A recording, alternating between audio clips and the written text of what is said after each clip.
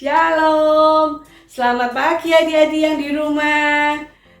Kalian bertemu kembali di minggu pagi hari ini bersama Kak Regina di acara Sunday Devotion. Nah, bagaimana kabar kalian semua? Kak Regina percaya kalian semua dalam keadaan yang sehat. Tapi, mengapa kalian belum pergi ke sekolah minggu? Kak Regina dan teman-teman kalian menunggu kedatangan kalian semua untuk ibadah secara onsite. Apalagi ingat kalian minggu ini adalah tanggal 4 Desember. Wah, tidak terasa kita sudah memasuki bulan Desember ya. Bulan Desember di mana sebentar lagi kita akan merayakan apa? Ya benar, kita akan merayakan Natal. Ayo adik-adik semua bergabung ya di sekolah minggu karena kita ada aktivitas yang menarik untuk perayaan Natal kita tanggal 18 Desember. Nah, pagi ini kalian sudah siap beribadah dalam suasana mulai memasuki suasana Natal ya. Nah, mari kita bersama memuji nama Tuhan bersama-sama. Kalian berdiri ya, kalian berdiri. Kita akan menyanyikan lagu yang penuh sukacita. Kita akan menyanyikan lagu Hai Dunia Gembiralah.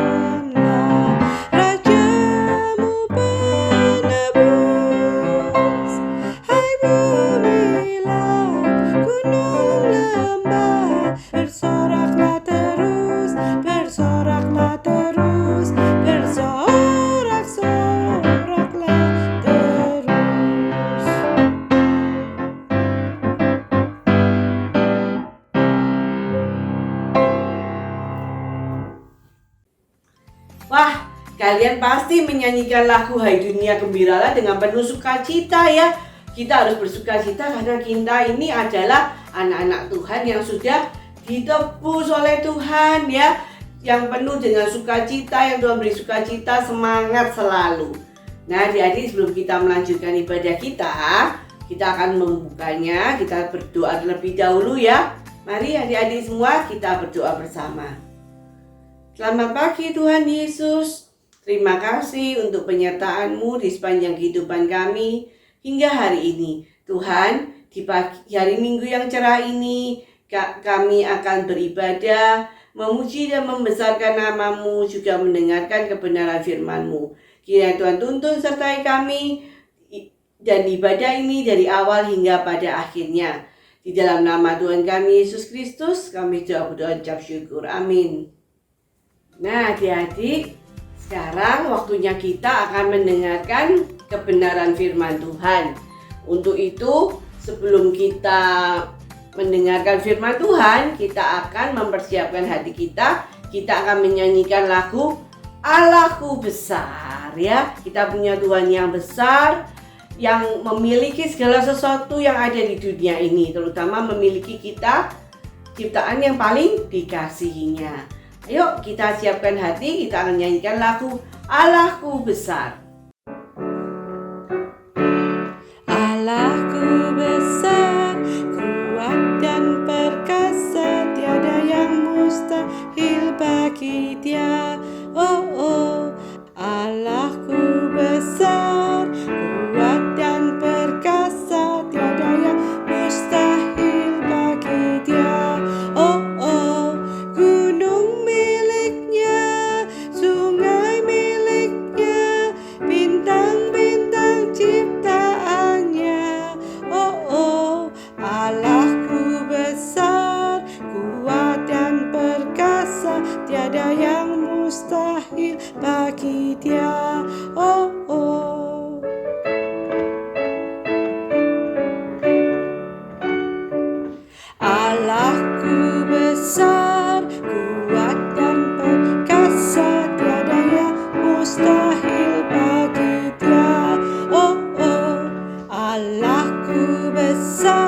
kuat dan perkasa, tiada yang mustahil bagi Dia. Oh, oh, gunung miliknya, sungai miliknya, bintang-bintang ciptaannya. Oh, oh, Allahku besar, kuat dan perkasa, tiada yang mustahil bagi Dia. Oh, oh. Nah, adik-adik, sebelum kita mendengarkan firman Tuhan, kalian siapin Alkitabnya ya. Kalian siapin Alkitab. Untuk itu kita akan berdoa terlebih dahulu sebelum kita merenungkan firman Tuhan. Mari kita berdoa. Tuhan Yesus, terima kasih. Dan saat ini tibalah kami semua akan mendengarkan kebenaran firman-Mu. Ya Tuhan, beri hikmat kami, roh pengertian, supaya kami dapat mengerti akan setiap firman yang kami dengar. Dan terlebih lagi kami dapat melakukannya dalam setiap langkah kehidupan kami. Tuhan berkati juga buat Kak Regina yang akan menyampaikan firman Tuhan. Ya Tuhan, beri hikmat daripada-Mu. Setiap firman yang terucapkan biarlah berasal daripada-Mu. Terima kasih Tuhan, hanya di dalam nama Tuhan kami Yesus Kristus kami sudah berdoa ucap syukur. Amin. Nah, adik-adik, tiba saatnya kita akan merenungkan firman Tuhan ya. Kalian sudah siapkan Alkitab? Nah, tema kita pada pagi hari ini adalah tidak ada yang mustahil bagi Tuhan ya. Tidak ada yang mustahil bagi Tuhan. Kita akan bersama-sama membaca dari Lukas 1 pasal 1 ayat 25 Lukas 1 pasal 1 ayat 5 sampai 25. Dilanjutkan dengan ayat 57 sampai 66. Kak Regina ulangi ya. Lukas 1 ayat 5 sampai 25. Dilanjutkan dengan ayat 57 sampai 66. Nah, kita akan membaca sama-sama ya. Lukas 1 ayat 5 sampai 25. Pemberitahuan tentang kelahiran Yohanes Pembaptis. Pada zaman Herodes, Raja Yudea adalah seorang imam yang bernama Sakaria dari rombongan Abia. Istrinya juga berasal dari keturunan Harun namanya Elisabet. Keduanya adalah benar di hadapan Allah dan hidup menurut segala perintah dan ketetapan Tuhan dengan tidak bercacat. Tetapi mereka tidak mempunyai anak, sebab Elisabet mandul dan keduanya telah lanjut umurnya. Pada suatu kali, waktu tiba giliran rombongannya, Sakaria melakukan tugas keimaman di hadapan Tuhan.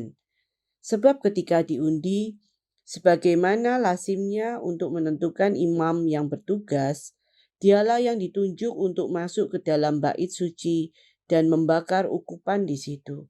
Sementara itu seluruh umat berkumpul di luar dan sembahyang. Waktu itu adalah waktu pembakaran ukupan. Maka tampaklah kepada Sakaria seorang malaikat Tuhan berdiri di sebelah kanan mezbah pembakaran ukupan. Melihat hal itu, ia terkejut dan menjadi takut. Tetapi malaikat itu berkata kepadanya, "Jangan takut, hai Sakaria, sebab doamu telah dikabulkan dan Elisabet istrimu akan melahirkan seorang anak laki-laki bagimu dan haruslah engkau menamai dia Yohanes. Engkau akan bersuka cita dan bergembira, bahkan banyak orang akan bersuka cita atas kelahirannya itu. Sebab ia akan besar di hadapan Tuhan, dan ia tidak akan minum anggur atau minuman keras, dan ia akan penuh dengan Roh Kudus mulai dari rahim ibunya. Ia akan membuat banyak orang Israel berbalik kepada Tuhan Allah mereka, dan ia akan berjalan mendahului Tuhan dalam roh dan kuasa Elia untuk membuat hati bapa-bapa berbalik kepada anak-anaknya, dan hati orang-orang durhaka kepada pikiran orang-orang benar. Dan dengan demikian menyiapkan bagi Tuhan suatu umat yang layak baginya. Lalu kata Sakaria pada malaikat itu, "Bagaimanakah aku tahu bahwa hal ini akan terjadi? sebab aku sudah tua dan istriku sudah lanjut umurnya." Jawab malaikat itu kepadanya, "Akulah Gabriel yang melayani Allah, dan aku telah diutus untuk berbicara dengan engkau dan untuk menyiapkan kabar baik ini kepadamu. Sesungguhnya engkau akan menjadi bisu dan tidak dapat berkata-kata sampai kepada hari di mana semuanya ini terjadi, karena engkau tidak percaya akan perkataanku yang akan nyata kebenarannya pada waktunya." Sementara itu, orang banyak menanti-nantikan Sakaria. Mereka menjadi heran bahwa ia begitu lama berada dalam bait suci. Ketika ia keluar, ia tidak dapat berkata-kata kepada mereka dan mengertilah mereka bahwa ia telah melihat suatu penglihatan di dalam bait suci. Lalu ia memberi isyarat kepada mereka, sebab ia tetap bisu. Ketika selesai jangka waktu tugas jabatannya, ia pulang ke rumah.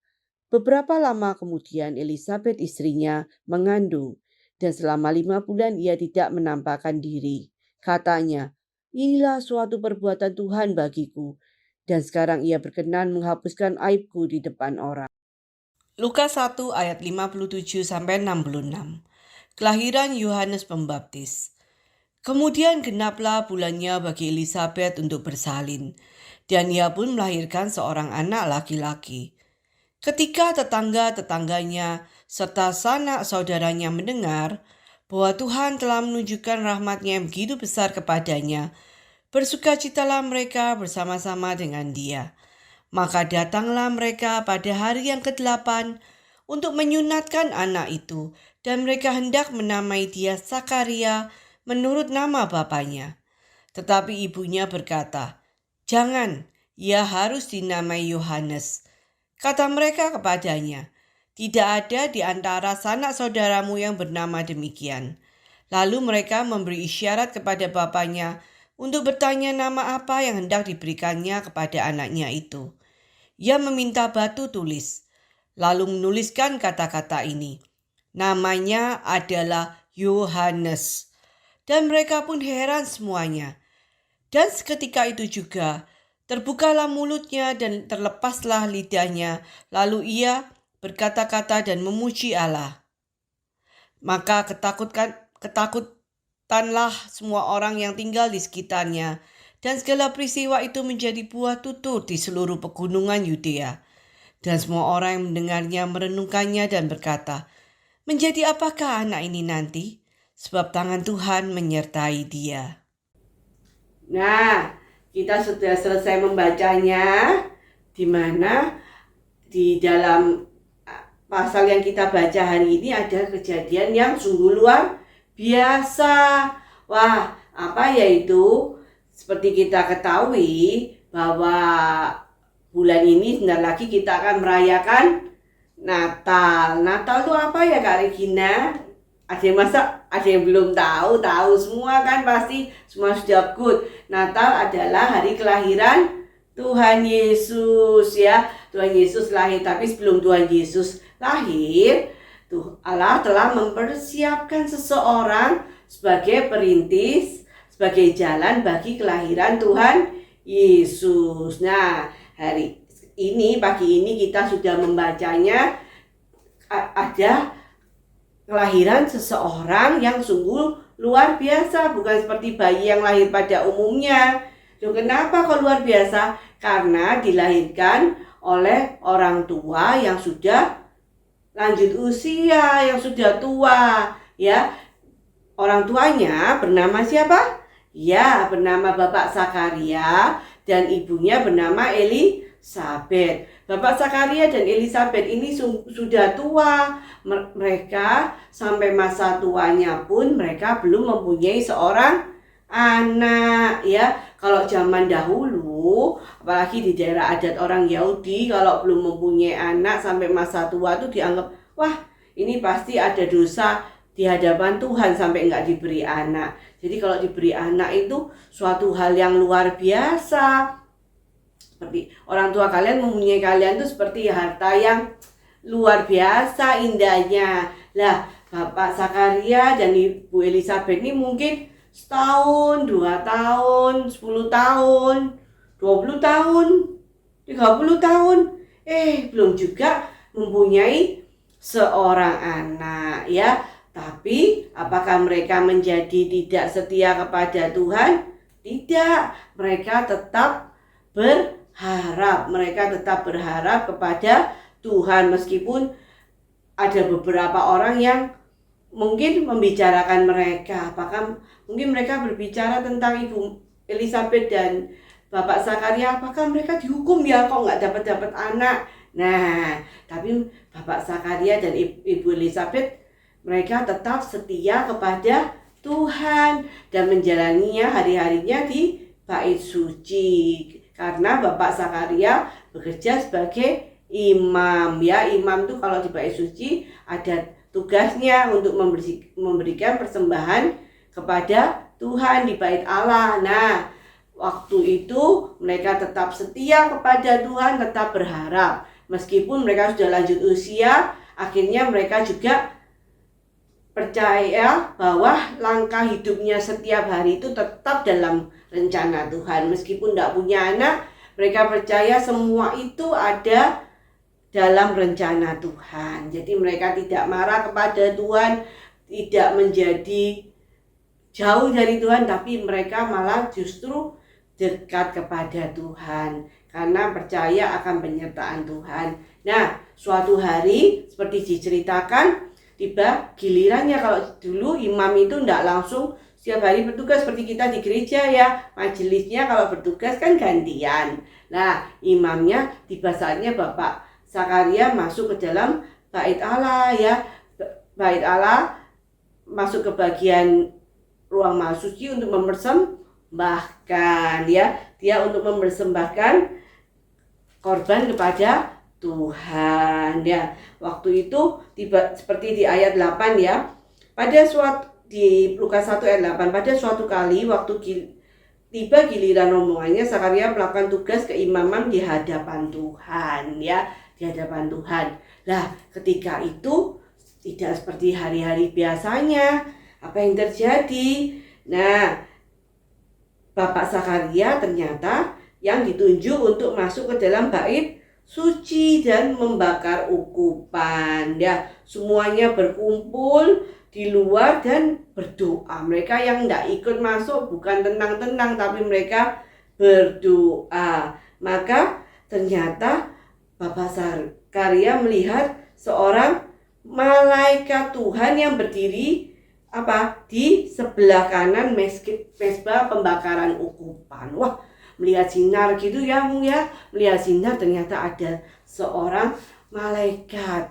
Dan malaikat ini bukan hanya hadir aja, tetapi memberikan pesan kepada Bapak Zakaria, jangan takut ya. Hai Zakaria, sebab doamu sudah dikabulkan Tuhan. Mungkin Bapak Zakaria berpikir, wah, doa yang mana ya? Mungkin sudah terlalu lama Bapak Zakaria sudah lupa kalau dia ingin seorang anak ya. Ternyata meskipun dia tetap berdoa, tapi dia juga melihat usianya, rasanya ya sudahlah, enggak apa-apa, enggak dapat anak. Tapi ternyata malaikat itu berkata bahwa doanya telah didengar oleh Tuhan ya, bahwa istrinya Ibu Elizabeth akan melahirkan seorang anak laki-laki ya, dan harus diberi nama siapa? Benar, diberi nama Yohanes ya.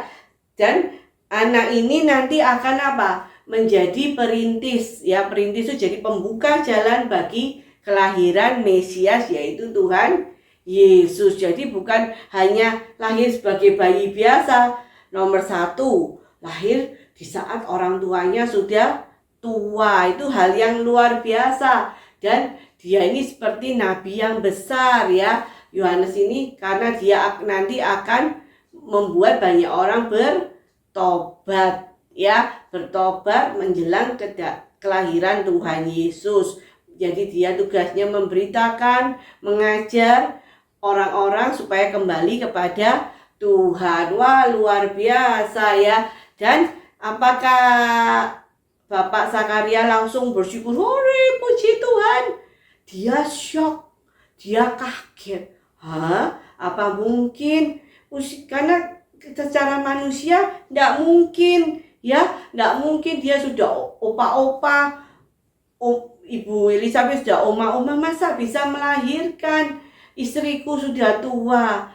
Nah, karena ketidakpercayaannya, apa yang terjadi? Malaikat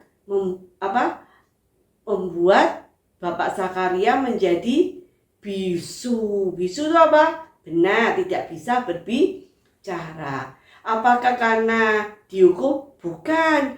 Karena untuk membuktikan bahwa apa yang dikatakan malaikat, Tuhan menyuruh malaikat itu berbicara akan terjadi. Jadi Bapak Zakarianya dibuat bisu dulu supaya Bapak Zakaria mencari kehendak Tuhan lebih lagi dan berdoa sambil menunggu apa yang dikatakan malaikat. Apa yang dikatakan? Bahwa akan mempunyai seorang anak laki-laki. Dan akhirnya Bapak Zakaria ternyata di bait Allah itu lama sekali ya. Dan dia akhirnya orang-orang sudah menunggu apa yang terjadi. Dan orang-orang kaget ternyata ketika keluar Bapak Zakarianya apa? Bisu, tidak bisa berbicara. Tapi Bapak Zakaria menyimpan itu semua di dalam hati. Dan orang-orang bilang, apa yang terjadi ya tadi di dalam? Mereka tidak mengerti bahwa Tuhan mempunyai rencana yang indah. Dan akhirnya bulan dan berganti bulan, Ibu Elizabeth mengandung. Luar biasa ya. Bagi Tuhan tidak ada yang mustahil. Mengandung dan pada akhirnya tiba saatnya Ibu Elizabeth melahirkan seorang bayi. Benar, bayi laki-laki. Lah, tetangga-tetangganya pada datang semua. Tetangga-tetangganya datang. Wah, mereka ikut bersuka cita memuji Tuhan. Karena ini suatu hal yang luar biasa. Di saat mereka sudah tua, mereka bisa Ibu Elizabeth melahirkan seorang bayi laki-laki. Lalu tetangga-tetangganya ikut-ikutan. Diberi nama Zakaria aja seperti papanya. Kan ada nama Zakaria itu luar biasa artinya, karena di saat sudah tua bisa mempunyai seorang anak ya.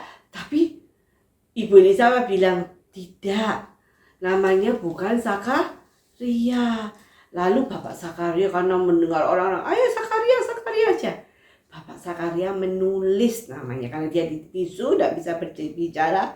Dia menulis namanya siapa? Yohanes. Nah, namanya adalah Yohanes. Dan apa yang terjadi setelah Bapak Zakaria menulis? Benar. Wah, setelah dia menulis dengan iman bahwa namanya harus Yohanes, Bapak Zakaria bisa berbicara kembali. Wah, semakin orang-orang semakin bersuka cita memuji Tuhan. Sungguh Tuhan itu Tuhan yang dahsyat, yang hebat ya. Dan bagi Tuhan tidak ada yang mustahil. Wah, luar biasa ya. Kita akan mendengarkan cerita berikutnya, apa yang terjadi setelah kelahiran Yohanes Pembaptis ya. Jadi hari ini kita belajar bahwa bagi Allah tidak ada yang mustahil bagi Tuhan. Jadi kalian semua bila mempunyai keinginan, bila mempunyai doa, kita akan terus panjatkan kepada Tuhan. Meskipun waktu Tuhan sama waktu kita beda, kita tidak boleh patah semangat. Asalkan berkenan kepada Tuhan, kita percaya, beriman, suatu saat pasti Tuhan akan genapi. Ya, kita juga belajar untuk senantiasa rajin berdoa setiap waktu, rajin berdoa setiap hari ya. Kita percaya karena bagi Tuhan tidak ada yang mustahil. Dan ayat hafalan kita pada pagi hari ini diambil dari Lukas 1 ayat 37. Kak Regina ulangi, Lukas 1 ayat 37. Sebab bagi Allah tidak ada yang mustahil. Ulangi ya, Lukas 1 ayat 37. Sebab bagi Allah tidak ada yang mustahil. Rajin berdoa ya, rajin tetap percaya kepada Tuhan, bahwa Tuhan itu mempunyai rencana yang indah. Sebab Bagi Allah tidak ada yang mustahil. Amin. Nah, adik-adik, marilah kita berdoa untuk mengaminkan firman Tuhan yang telah kita dengar pada pagi hari ini. Mari kita berdoa. Tuhan Yesus, terima kasih untuk firman yang telah Engkau sampaikan, yang telah Engkau beritakan. Tuhan, kami mau belajar untuk selalu percaya, untuk selalu rajin berdoa kepadamu. Dan kami percaya Tuhan, bagi Tuhan tidak ada hal yang mustahil. Engkau dapat melakukan segala sesuatu, Engkau dapat memenuhi segala keinginan kami, doa-doa kami. Asalkan itu seturut dengan kehendak-Mu.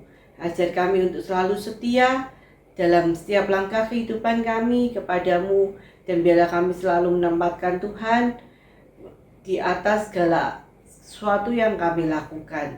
Terima kasih Tuhan, hanya di dalam nama Tuhan kami Yesus Kristus kami sudah berdoa. Amin. Nah, jadi tidak terasa ibadah kita pada pagi hari ini sudah hampir selesai. Tapi kita mau memberikan persembahan kepada Tuhan terlebih dahulu ya. Sambil nanti habis persembahan kita akan berdoa sekaligus doa penutup. Dan Kak Regina ingatkan lagi, mengajak kembali adik-adik untuk ibadah secara onsite ya. Ibadah kita di GKI Dharma Permai setiap hari Minggu pukul 9:30. Dan jangan lupa pada tanggal 18 Desember kita akan merayakan Natal. Ayo kalian datang ke sekolah minggu karena kita akan membuat sesuatu yang menarik. Nah, apa itu? Ayo datang ya ke sekolah minggu, dan tiba saatnya kita akan memberi persembahan yang terbaik ya kepada Tuhan. Kalian bisa Papa minta tolong Papa Mama mentransfer atau scan QR seperti di bawah ini, transfer ke rekening di bawah ini. Dan sambil kita memberi persembahan, kita akan menyanyikan lagu Dia Lahir Untuk Kami.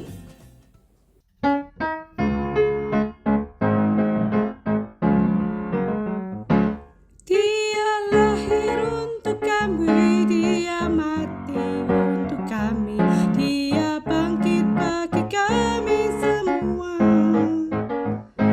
Dia itu Tuhan kami, Dia itu Allah kami, Dia Raja di atas segala raja. Dia itu firman Allah yang turun ke bumi dan jadi sama dengan manusia. Dia Yesus sobat kami, Dia Yesus Allah kami, Sang penebus juru selamat dunia.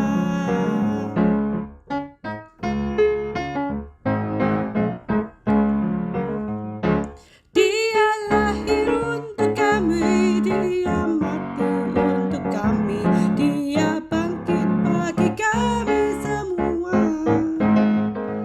Dia itu Tuhan kami, Dia itu Allah kami, Dia Raja di atas segala raja.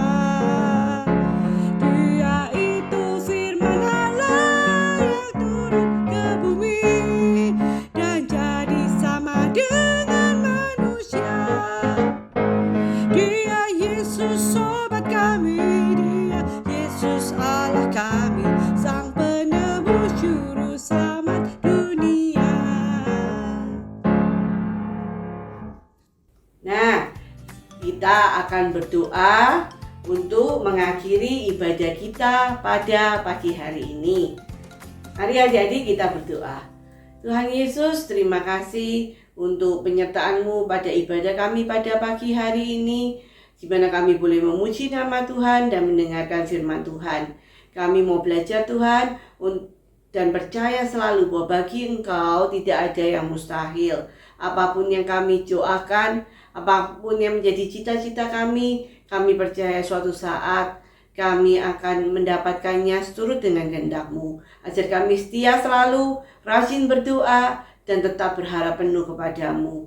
Dan terus beriman percaya bahwa Tuhan tidak pernah meninggalkan kami. Kami juga mau berdoa buat papa mama kami juga dalam dalam pekerjaannya dan kehidupannya. Tuhan beri kesehatan dan apapun yang dikerjakan, Kiranya Tuhan beri keberhasilan. Juga kami untuk sekolah kami minggu ke depan, Kiranya Tuhan berkati kami dengan hikmat daripadamu. Terima kasih Tuhan, dan tak lupa juga kami ingin mempersembahkan persembahan kami ini ke hadapan hadirat-Mu ya Tuhan. Yang Tuhan berkati, beri hikmat tangan-tangan yang mengelolanya, biarlah semakin hari persembahan ini dapat berguna bagi pelebaran kerajaan Tuhan di tempat ini. Terima kasih ya Bapa, hanya di dalam nama Tuhan kami Yesus Kristus, kami sudah berdoa dan mengucap syukur. Amin.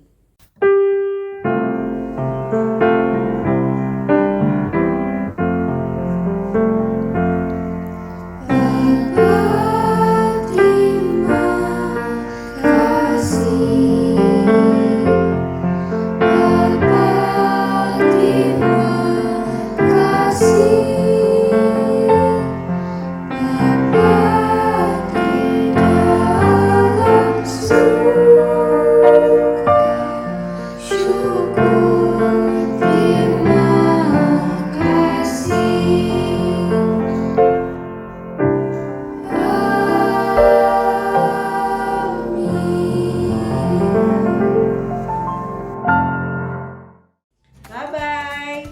Selamat hari Minggu adik-adik semua. Sehat selalu.